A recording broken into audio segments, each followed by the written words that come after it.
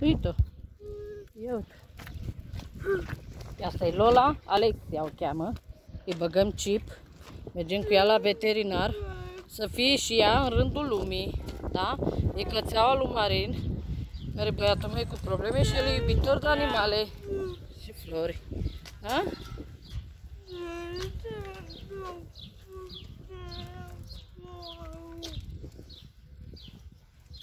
Unde să-l pun? Iau spărăs. Nu stă mami, cade. Ce frumos. Bă, Marin, băiatul meu. Așa, da.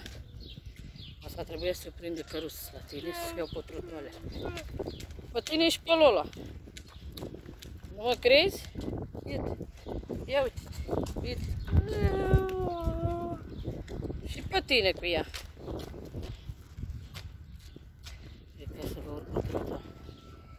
Ia ăștia. Și-mi dame.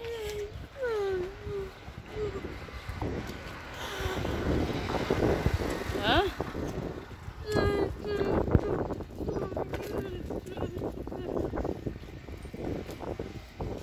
Vorbești prostii ca să nu poți să dai pe YouTube, nu?